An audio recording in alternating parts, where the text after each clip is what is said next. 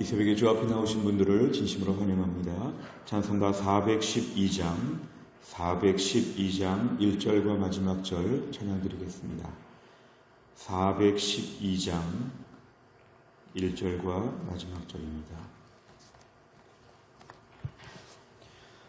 내 영혼의 극히 깊은 데서 맑은 가락이 울려나네. 하늘 곡조가 언제나 흘러나와 내 영혼을 고이 싸네.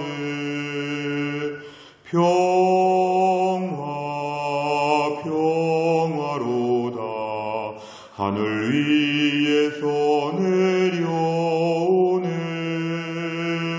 그 사랑의 물결이 영원토록 내 영혼을 덮으소서. 이 땅 위에 험한 길 가는 동안 참된 평화가 어디 있나. 우리 모두 다 예수를 친구 삼아 참 평화를 누리겠네.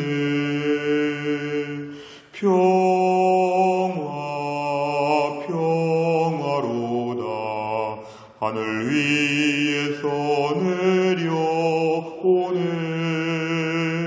그 사랑의 물결이 영원토록 내 영혼을 덮으소서. 아멘. 하나님 말씀은 신명기 15장입니다. 신명기 15장 12절부터 23절까지입니다. 신명기 15장 12절에서 23절, 페이지로는 286페이지에 있습니다. 286페이지 신명기 15장 12절에서 23절까지의 말씀을 제가 봉독하겠습니다. 내 동족 히브리 남자나 히브리 여자가 내게 팔렸다 하자. 만일 6해 동안 너를 섬겼거든 7째 해에 너는 그를 놓아 자유롭게 할 것이요. 그를 놓아 자유롭게 할 때에는 빈손으로 가게 하지 말고 내 양 무리 중에서와 타작마당에서와 포도주 틀에서 그에게 후히 줄지니 곧 네 하나님 여호와께서 네게 복을 주신 대로 그에게 줄지니라. 너는 애굽 땅에서 종 되었던 것과 네 하나님 여호와께서 너를 속량하셨음을 기억하라. 그것으로 말미암아 내가 오늘 이같이 네게 명령하노라. 종이 만일 너와 네 집을 사랑함으로 너와 동거하기를 좋게 여겨 네게 향하여 내가 주인을 떠나지 아니하겠노라 하거든 송곳을 가져다가 그의 귀를 문에 대고 뚫으라. 그리하면 그가 영구히 네 종이 되리라. 네 여종에게도 그같이 할지니라. 그가 6해 동안의 품꾼의 싹새 배나 받을 만큼 너를 섬겼은즉 너는 그를 놓아 자유하게 하기를 어렵게 여기지 말라. 그리하면 네 하나님 여호와께서 네 범사에 네게 복을 주시리라. 네 소와 양의 처음 난 수컷은 구별하여 네 하나님 여호와께 드릴 것이니 네 소의 첫 새끼는 부리지 말고 네 양의 첫 새끼의 털은 깎지 말고 너와 네 가족은 매년 여호와께서 택하신 곳 네 하나님 여호와 앞에서 먹을지니라. 그러나 그 짐승에 흠이 있어서 절거나 눈이 멀었거나 무슨 흠이 있으면 네 하나님 여호와께 잡아 드리지 못할지니 네 성중에서 먹되 부정한 자나 정한 자가 다 같이 먹기를 노루와 사슴을 먹음같이 할 것이요 오직 피는 먹지 말고 물같이 땅에 쏟을지니라. 아멘. 우리가 신명기 말씀은 가나안 땅에 도착하게 되면 앞으로 이스라엘 백성들이 어떻게 살아야 되는지 하나님의 새로운 시대를 앞에 놓고 명령의 말씀을 주고 계시는 장면 중에 오늘 12절에 보니까 내 동족 이스라엘 사람입니다. 히브리 남자, 히브리 여자, 이스라엘 사람들 중에 네게 팔렸다. 이것은 흔히 당시에 빚을 갚지 못해서 채무 관계로 종이 된 것을 얘기합니다. 내게 팔렸다 하자. 그런데 6해 6년 동안 일을 했으면 7년째에는 풀어놓으라는 것입니다. 그동안 6년 동안에 자신이 빚을 갚지 못해서 재정적인 그러한 부담을 가지고 종이 되었다고 할지라도 7년째에는 풀어놓아서 자유인으로 만들어 주라는 것입니다. 그 다음에 13절에 보니까 그를 놓아 자유하게 할 때 7년 차가 될 때는 빈손으로 가게 하지 말고 14절에 보면은 내 약물이 타작마다 곡식들 중에 또한 포도주 가운데 풍성하게 그에게 주라고 얘기합니다. 그냥 주면서 이제 자유롭게 만들어 주라는 것입니다. 6년 동안 일하고 7년 차에 풀어주면서 많은 걸 주라. 매우 후하게 주라고 하셨는데요.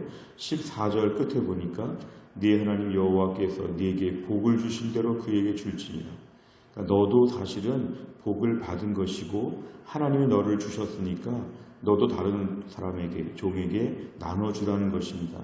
결국 우리가 소유주가 되지 말고 유통자가 되라는 것입니다. 너도 받은 만큼 그냥 주라. 사실 네가 그냥 받았으니까 그냥 주라는 것입니다. 그리고 15절에 다시 한번 얘기합니다. 너도 애굽 땅에서는 종이었다. 네가 지금 주인처럼 행세하지만 너도 종이었다. 그리고 하나님이 너를 속량하셨다. 이 속량하셨다는 것은 마치 노예 시장에서 노예의 값을 다 지불하고 노예를 산 것과 똑같습니다. 하나님이 너를 특별하게 구속하셨다. 너를 살려주셨다. 하나님이 너에게도 자유를 주셨다. 그러니까 너도 이제 네 종을 마음껏 7년 차에는 풀어주라. 이게 하나님 말씀입니다. 오늘 14절 하반절과 15절에 보면은 우리가 이렇게 7년 차에 우리 종을 풀어줘야 되는 이유를 오늘 말씀하십니다. 오늘 16절과 17절은 또 한 가지 케이스가 나오는데요.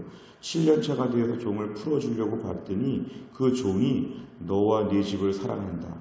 그러니까 종이 자발적으로 나는 떠나지 않겠습니다. 이렇게 이야기할 경우에 어떻게 해야 되는가? 이거는 주인이 너는 남으라 이렇게 말하는 게 아니라 철저하게 종의 입장에서 요청하는 것입니다. 저는 7년 차에 갖는 자유를 포기하고 저는 그냥 영원토록 주인의 집에 있겠습니다. 그러면은 오늘 17절에 송곳으로 귀에다가 구멍을 뚫으라. 그리하면 영구히 네 종이 될 것이다. 스스로 자발적으로 종이 되는 것인데 그 표시를 내라는 것입니다. 귀에다가 구멍을 뚫으면 이제 영구히 종이 될 것이다. 남종과 여종이 다 똑같다는 것입니다. 16절, 17절의 케이스가 있을 수 있다는 걸 얘기하여 주십니다. 오늘 18절에 보면은 6년 동안 일한 종이 7년 때에 자유하게 될 때 너는 주저하지 말라는 겁니다. 어렵게 여기지 말라. 너는 이걸 순종하라. 7년 차에 종을 내보내면 종이 한 명 줄어들고 나는 종 때문에 편했는데 어떻게 합니까? 하나님이 너에게 복을 주실 것이다. 그 종 나가도 너는 생활에 어려움이 없을 것이다. 결코 손해보는 것이 아니라 너는 더 유익하게 될 것이다. 하나님 복을 줄 테니까 아무 생각하지 말고 염려하지 말고 종을 7년 차에 다시 한번 주라고 또 한번 반복해서 강조합니다. 오늘 19절부터 좀 다른 말씀인데요. 내 소와 양의 처음 난 수컷은 구별하여 하나님께 드려라. 초태생에 대한 것인데요. 처음 난 것에 대해서 그것은 하나님의 것이라는 겁니다. 하나님의 것. 그러니까 이것은 네 것처럼 쓰지 말고 건드리지 말고 20절에 여호와께서 택하신 곳에서 하나님 앞에서 먹을지니라. 뭔가의 초태생을 가지고 신앙의 고백을 하고 믿음의 행위를 하라는 것입니다. 일반 사유재산처럼 그냥 마음껏 쓰지 말라는 것입니다. 그런데 21절에 그 짐승에 흠이 있을 경우에는 하나님 앞에서 잡을 수 없다. 하나님 앞에서 이것을 드리고 바치고 함께 먹을 때에는 정한 것이어야 된다. 그래서 오늘 그렇게 얘기하시고 22절에 보니까 네 성중에서 먹을 때 부정한 자 정한 자가 함께 마음껏 먹을 수 있고 23절에 피는 생명이기 때문에 피는 건드리지 말고 물같이 땅에 쏟아야 된다. 오늘 결국 가나안 땅에 도착하게 될 때에 여러 가지 많은 규칙들을 얘기하면서 이스라엘 백성이 가나안 땅에서 여전히 하나님을 섬겨야 됨을 하나님은 강조하여 주셨습니다. 내용 관찰을 보시면 첫째, 모세는 빚 때문에 경제적인 이유로 노예로 팔려온 히브리 사람을 어떻게 대하라고 합니까? 12절에 보면은 6년 동안 일하게 하고 7년 차는 다 풀어줘라. 그리고 풀어줄 때 빈손으로 가게 하지 말고 많이 후하게 주어서 내보내라 이렇게 얘기합니다. 두 번째로 보면 만일 종이 주인의 집에 남기를 원하면 어떻게 하라고 합니까? 16절과 17절에 보면은 종이 자발적으로 먼저 원해서 이야기를 꺼내면 송곳으로 귀에다가 구멍을 뚫고 영원히 종으로 있도록 허락하라는 것입니다. 세 번째로 보면 하나님께서 이스라엘 백성에게 특별한 노예 제도를 운영하게 하신 이유는 무엇입니까? 오늘 중심은 노예 제도라는 말이 아니라 특별한 노예 제도, 이 특별함이 중요합니다. 당시 일반적인 노예는 이런 식으로 하지 않았습니다. 훨씬 더 잔혹하게 이집트나 로마 제국이나 수많은 제국들, 수많은 고대 왕국의 노예들은 사람처럼 취급하지도 않았습니다. 혹사했습니다. 마음껏 짐승처럼 취급했는데 오늘 하나님께서는 이 노예 제도의 일정한 부분을 허락하시고 인정하시면서도 특별하게 결국은 인격적으로 대우하라는 것입니다. 6년만 그렇게 하고 7년에는 자유인으로 풀어주라. 결국 그 노예였던 사람도 하나님이 주인이시고 너도 하나님이 주인이시고 하나님 아래 있기 때문에 영원한 주인처럼 행세하지 말라는 것입니다. 결국 하나님 앞에서 겸비함을 가르쳐 주십니다. 하나님께서 너를 다루시기 때문에 네 밑에 있는 사람들, 부하 직원들 함부로 대하지 말라는 것은 하나님이 보신다는 것입니다. 우리가 오늘 이 말씀을 적용해 본다면 우리 주변에 함부로 대해도 될 것 같은 사람들, 내 부하 직원들, 심지어 우리 주변에 나보다 나이가 어리거나 지식이 부족하거나 권력이 부족하거나 나보다 약한 사람들, 흔히 말하는 갑과 을의 관계와 같은 모든 사람들을 대할 때도 내 위에 하나님이 계시다는 걸 인정하라는 것입니다. 그리고 하나님께서 나에게 당분간만 이런 관계를 주신다고 생각하고 일정한 기간에 매우 잘 대해주라는 것입니다. 못되게 함부로 군림하듯이 그렇게 대우하지 말고 겸손하게 내가 잘 대하라는 것입니다. 결국 오늘 본문의 말씀은 가나안 땅에 도착해서 종을 부릴 만큼 돈을 빌려줄 만큼 여유로운 삶을 누린다고 할지라도 하나님 앞에 겸비하라. 흥청망청 포악하게 살지 말고 하나님 앞에 겸비한 인생을 살아야 한다는 걸 강조합니다. 그래서 예수 믿는 사람이 오늘날 어느 자리에 올랐을 때는 주변 사람들 앞에서 하나님 경외하는 것을 보여주어야 한다는 것입니다. 함부로 대하지 아니하고 인격적으로 대하면서 하나님 앞에서 조심해서 대하라는 것입니다. 오늘 하나님께서 우리에게 인간관계 질서들을 얘기하여 주셨습니다. 네 번째를 보면 사회적 약자인 노예까지도 보호하신 하나님의 율법을 통해 무엇을 느낍니까? 이 네 번째 문제가 우리 자신을 돌아본다면 오늘 나는 주변의 사람들에게 함부로 말하지 않는가? 거래처 사람들에게 함부로 말하지 않는가? 내 주변에 심지어 우리 가족을 비롯해서 내 주변의 사람들 앞에서 너무 거칠고 험악하게 살지 않는가? 좀 더 겸비하고 겸손하고 존중하는 마음으로 대하고 있는가? 함부로 말을 놓고 함부로 욕설을 퍼붓고 함부로 짜증을 내는 것은 우리가 하나님 앞에 허락받지 않은 것입니다.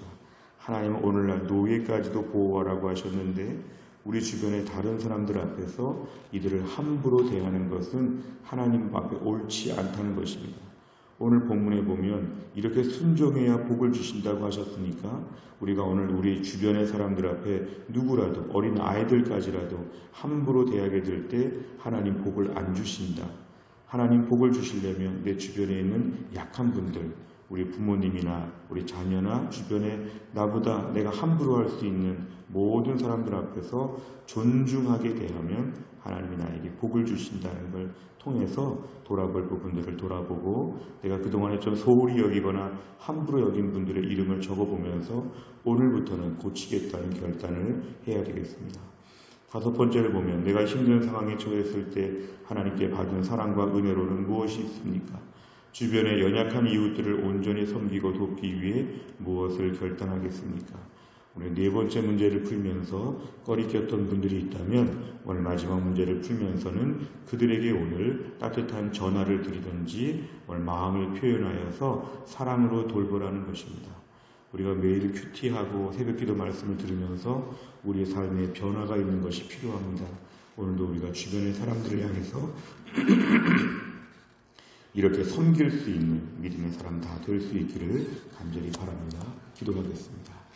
아버지 하나님 감사합니다. 오늘도 우리 하나님이 새벽에 깨워주시고 주 앞에 나와 기도하게 하신 하나님께 받은 은혜를 주변 사람들 앞에 나눠주라고 하시고, 그리고 우리 주변의 노예와 같은 종과 같은 사람에게도 하나님 얼마나 더 인격적으로 존중해야 됨을 하나님 말씀하셨습니다.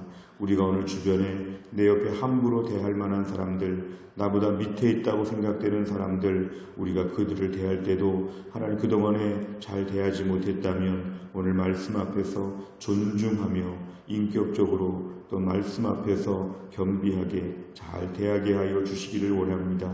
간혹 믿음이 있다고 하면서도 너무 거칠고 포악하고 함부로 말하고 무시하고 폭군처럼 행세했던 우리의 성품이 있습니다.